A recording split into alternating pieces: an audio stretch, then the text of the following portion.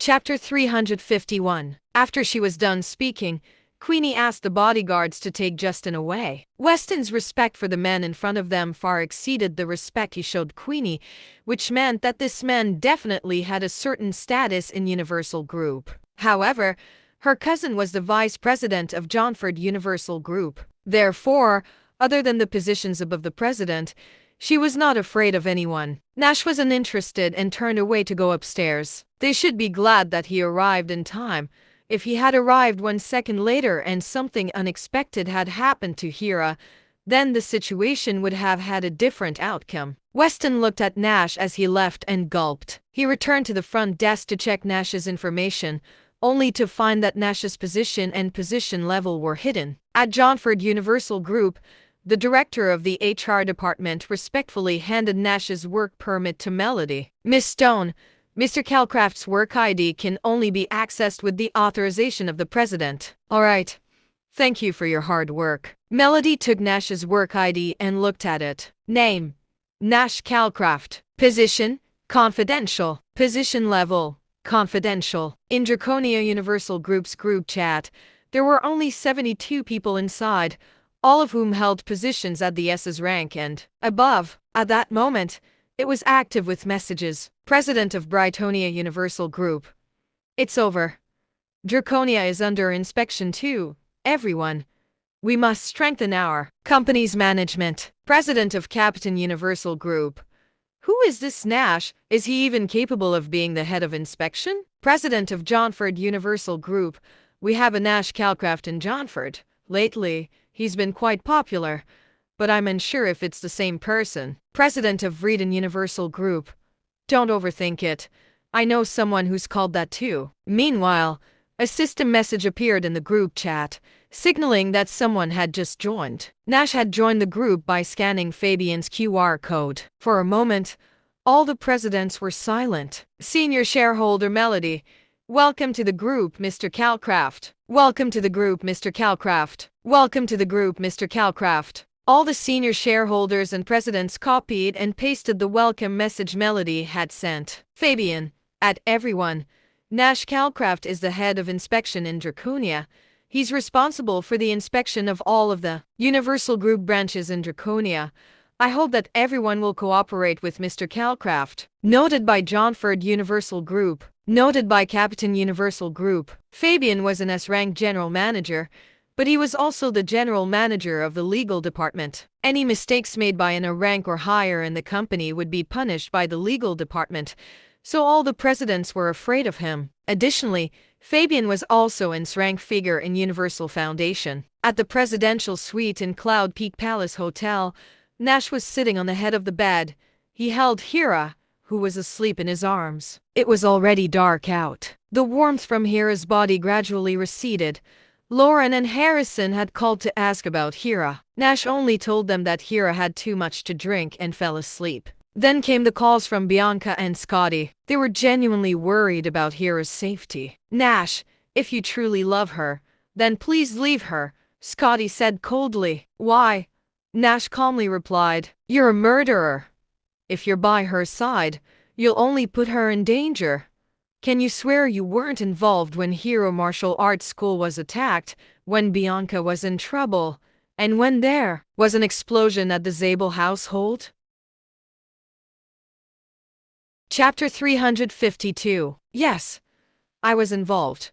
However, the situation is really complicated, and I can't explain it to you in one go. Nash sighed. He had indeed played a role in the incidents involving the Lewises, Zabels, and Bianca. However, what happened to the Lewises was also due to something that had started more than 20 years ago. In order to prevent the Kleins from taking further action, he could not leave Hira's side. I don't need your explanation. I'm standing by what I said earlier. If you truly love her, then please leave her. I believe that you wouldn't want anything happening to her either. I know better than you what I should be doing. I won't leave Hira, Nash insisted. You're shameless. Scotty could not help but yell at him. Even though he was the smiling Grim Reaper, she was not afraid to put her life at risk for the sake of her best friend. Those killers from when we first met had nothing to do with me. And when you were taken to Causeway Bay by Crow, I had nothing to do with that either. I can only tell you this much. If you continue to sabotage my relationship with Hira, then don't blame me for turning against you, Nash said coldly before hanging up. Scotty trembled violently when she heard the call end. She was well aware of Nash's power and abilities. If Nash turned against her, then the entire Zabel family would be annihilated. Bianca sighed, saying, Skade, I know you're doing this for Hira, but think about this from a different angle. If it weren't for Nash, would we have gotten through the obstacle with the Green Bamboo Association? Nash is a double-edged sword. He can bring us both benefit and danger.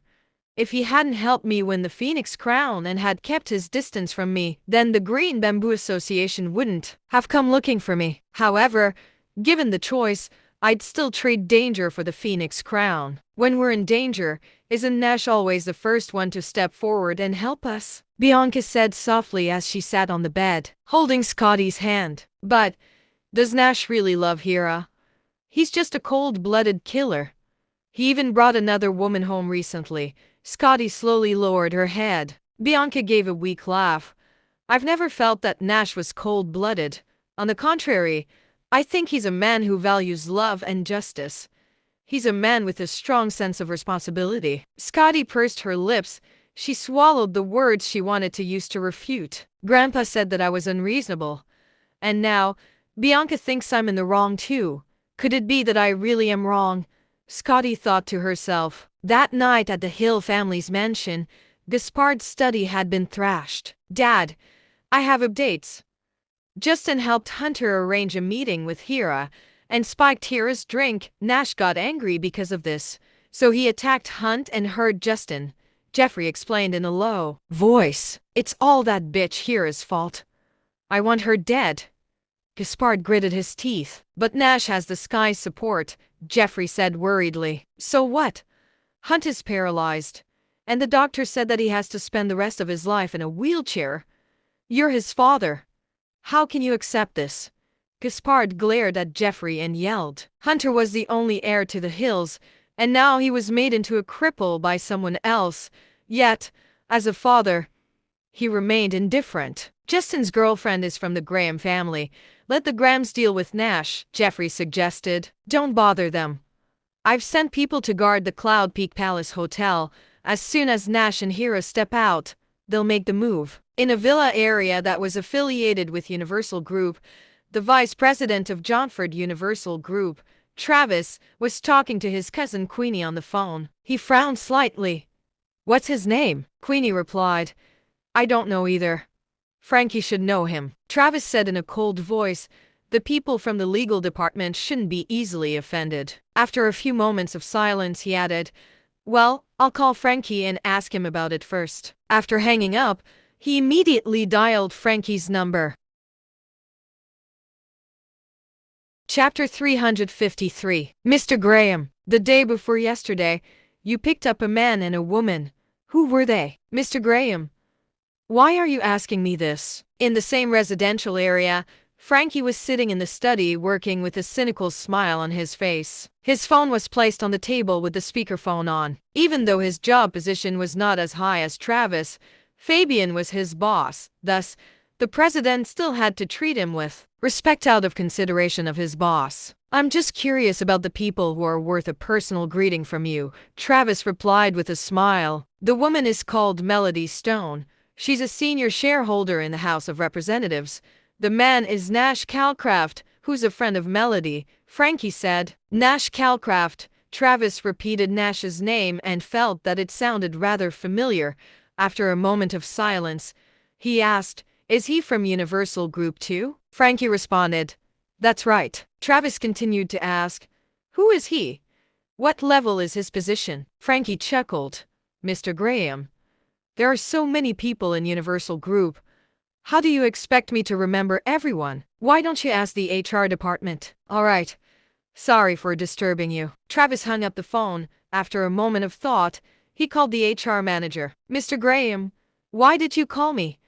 The manager asked nervously. Mr. Wright, look up a man called Nash Calcraft for me. Sure, Mr. Graham. Please wait a moment. Mr. Wright opened his laptop and keyed in Nash's name into the system. Mr. Graham, The system shows that there is no such person. Are you sure that Nash does not exist in Universal Group? Travis asked. My system has second-level software. The most it can do is check the information of S-rank positions. Any information about positions above the S rank has to be checked on a first-level software system. Alright, I'll try Miss Larson then. Travis hung up the phone and called the Director of Human Resources. Hello, Mr. Graham. A clear and sweet voice came from the other end of the phone. Miss Larson, look up information about Nash Calcraft for me. I'm sorry, Mr. Graham, but today is a weekend. Miss Larson refused. Does it take that much time to look up a person? Travis' face turned cold. After all, he was the vice president of the company, so how dare a director disobey his order? Please wait a moment, Mr. Graham. Miss Larson responded respectfully and randomly tapped on her keyboard. There is no such person, Mr. Graham. Travis' lips curled into a smile. Thank you.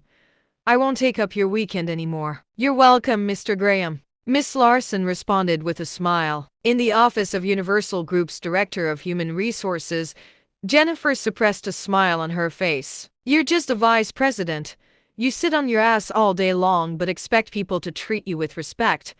I hope you get in trouble with Nash so that he can teach you a lesson when the time comes. Miss Larson, what are you mumbling about? Her secretary was packing up the documents as she whispered to her. Jennifer smiled. It's nothing. Let's get off work so I can treat you to Red Lobster. It was the weekend, but they had received a notice from the general manager asking to make Nash's work permit immediately. Thus, they had to come to the company to work overtime. At this moment, Travis called his cousin. After Queenie learned of the situation, she said with a cold expression, since he isn't a senior executive of Universal Group, I'll find someone to destroy him. Travis reminded her, this guy knows people in the House of Representatives, so you'd better make sure he doesn't know that it's you behind it. Queenie chirped, got it.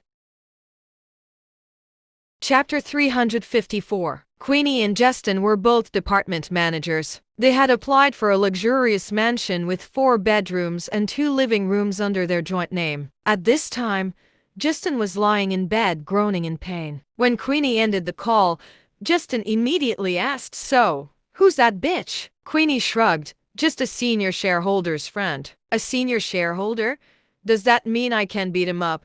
Justin looked disappointed. All of the senior executives of Universal Group had influential backgrounds. They were either wealthy scions of prestigious families or close associates of the leader at Universal Group's headquarters. Among the managers, Justin stood out as one of the few who ascended from ordinary salesman's ranks. He relied solely on his degree from Project 985. Fortunately, he used his talents and good looks to pursue Queenie Graham. That was how he ultimately established his firm foothold in the company. Even though the 10 families of Capitan were very famous, they were not essential to Universal Group. Queenie would not offend a senior shareholder for Justin's sake. Don't worry, Tinny. Hardly any of the senior shareholders in Draconia would dare go against the Grahams. I'll always be by your side. No one will ever touch my man. Queenie said enthusiastically. Justin's eyes began to water. Thank you, Nini. I love you, baby. Early the next morning, Hira finally woke up from her sleep. As soon as she opened her eyes, she met Nash's. As if she remembered something, Hira immediately lifted the blanket and looked under it. Upon realizing that she was only wrapped in a bath towel, her face turned pale. She looked at Nash with disappointment, asking, Did you do something to me? Nash pointed to the lipstick stains on his face. Shouldn't you ask if you were the one who did something to me? You bastard. Hira raised her hand, trying to push him away. Nash grabbed her by the wrist, pulled her closer, and kissed her on her lips. He even reached under to remove the towel that was wrapped around her body. He was domineering and rough with her. Nash savored how sweet she tasted, and the corners of his mouth curled into an evil smile. He chuckled to himself as he thought, why can't someone like me control a woman like you? Sob, sob. Hira could not fight back, so she burst into tears. Nash was immediately stunned. The dignified, smiling Grim Reaper who killed ruthlessly could not bear to see a woman cry. He quickly pushed her away and said helplessly, Don't cry. I didn't do anything to you. You're on your period, remember? Hira held the blanket and cried heartbrokenly. She was not in tears because of Nash's actions, but rather because she was still afraid after what happened yesterday. If Nash had not found her, she could not imagine what would have happened to her. Nash got under the blanket, hugged Hira gently, and said, I promise I didn't do anything to you. I was just kidding. Hira grabbed Nash tightly and wailed, Nash, I'm so sorry. I shouldn't have gotten mad at you. I should have believed you. In the past 2 days, her mind was filled with every moment she had spent with Nash. Although they had not been together for a long time, she believed that Nash was not a promiscuous person. Nash sniffed and said, It's my fault for not explaining it properly to you. Don't cry anymore. It pains me to see you in tears. Hira held back her sobs, raised her head, and looked at the lipstick stains all over Nash's face. At that moment, Nash's phone rang again. It was Scotty calling. Nash rejected the call without hesitation. Hira asked through sniffles, Why did you hang up on Scotty? Nash pursed his lips and explained, She wants me to break up with you. As soon as he finished, his phone rang again. Chapter 355. I'll answer. Nash was about to pick up the phone when Hira snatched it away. However, it was not Scotty calling this time. It was Yvonne. Yvonne's calling. Hira answered the call and put it on speaker. Yvonne's apologetic voice came from the other end of the phone. Nash, I'm so sorry. I know that I made a mistake. I won't ever do it again. I promise that I'll work on my temper and be good from now on. Hira did not know what Yvonne was on about and asked in confusion. Yvonne, what's wrong? Sob. Hira, I'm going back to Capitan. I want to apologize to you too. I was the one who started the rumor about you and Nash. After explaining the whole story, Yvonne said, Can you tell Nash that I apologized to Mel and she forgave me? I hope that he can forgive me too. After hearing Yvonne out, Hira looked at Nash with teary eyes. The rumor Yvonne had spread was outrageous, so it was understandable why Nash was so agitated about it. She had truly misunderstood Nash. Nash calmly said, To realize one's mistakes and to be able to make amends is the greatest virtue. Remember that loose lips sink ships.